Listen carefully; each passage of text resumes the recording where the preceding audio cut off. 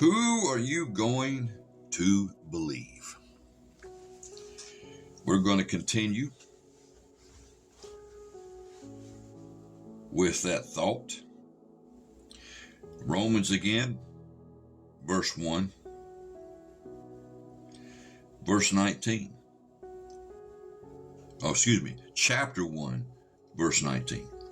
Because that which may be known about God is clearly made known to them. For God has showed it. That word there means revealed it to them. Everybody inside knows there's got to be something greater. Now, you may not know him yet, but there's something in us that this creation is too awing for it to be a mistake, like there's just something that just happened. And that rings within the conscience of even the atheist. For the invisible things of God, by looking at the creation of the world, are clearly seen, being revealed and understood by the things that are made, even his eternal power and Godhead. And this is so clear that they are without excuse.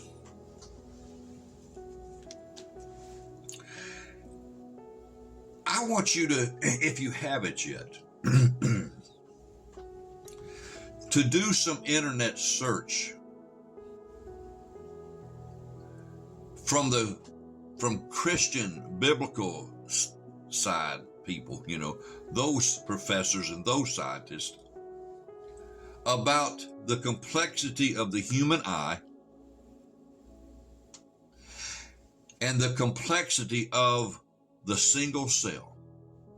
Please take some time to do some research and listen to these people tell you how sophisticated and complex the human eye is and the single cell is. You will find that they will tell you, and it's agreed to on both sides of the debate, that the human eye is the most sophisticated piece of equipment known to humanity. There's nothing in our own technology world, computers and all that reaches the level of the sophistication of the human eye. I mean, our cameras and all are like baby food compared to what the eye does in biological operations for sight and all that. And then, go to the single cell and let them explain to you how complex the single cell is. It used to be, go back 70, 100, 150 years, they thought the single cell was basically like looking at an egg. You take an egg, open it, there comes the egg white and the yolk, and you can't really see much. And then came the invention of the microscope, and they were able to magnify things, to a certain degree, but very little at the beginning. And then as the technology of the microscope began to advance, and they began to put the cell under it and began to magnify the cell hundreds and thousands and thousands and thousands and thousands of times its micro size. Suddenly, they became a people shocked at what they were seeing. What once they thought was just like looking at an egg, that's what they thought a single cell was kind of like. They began to find that inside that micro single cell are such microorganisms and constructive things and functions that there's nothing that we have to compare to its sophistication.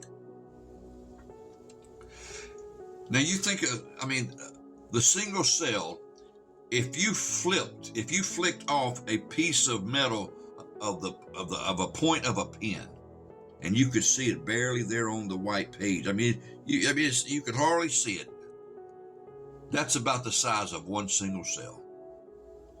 The smallest piece you could flake off the end of a pin. And then you put it under a microscope, and then you begin to magnify until you enlarge it so great. They found out that inside that micro piece of single cell size, it is galactic in small.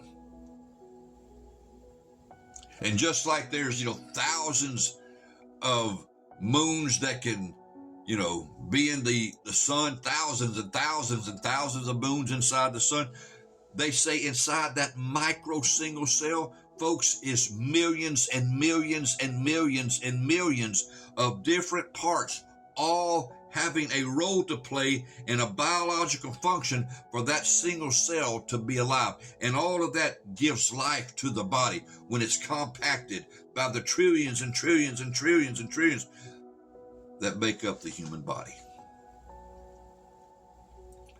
One man said, if you can imagine everything that goes on in New York City at any given moment, you turn the car on, all of its functions. You think about this.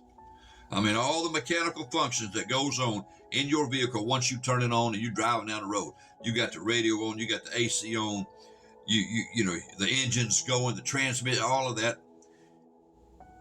Times all the cars in New York City, cranking and moving around, all of that technology going on at any given moment. Then you go to the electrical, then you go to the computers and everything else functioning in New York City. They said there's more things that goes on inside that micro one single cell than everything that goes on in New York City at any given moment. You're talking about micro incredibleness. And we're talking about the micro world. And yet there's motors, there's engines, there's props, there's gears, there's rotating things, traveling things. It's like an incredible assembly line with everything having its part, plus the DNA information in the molecule that makes up the person. It's got his own, her own specific equation and code that makes you who you are.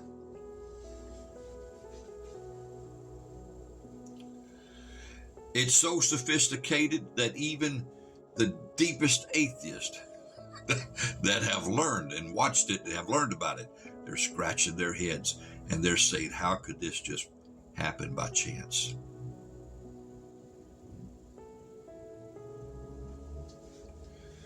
But if your heart is set, I don't want to believe in God,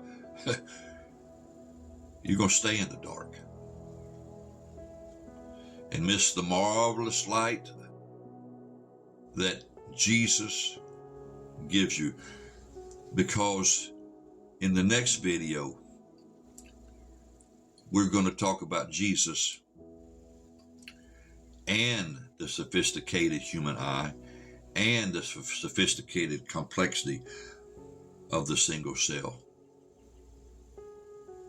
and how it relates to our blessed Savior. I'll see you on the next video.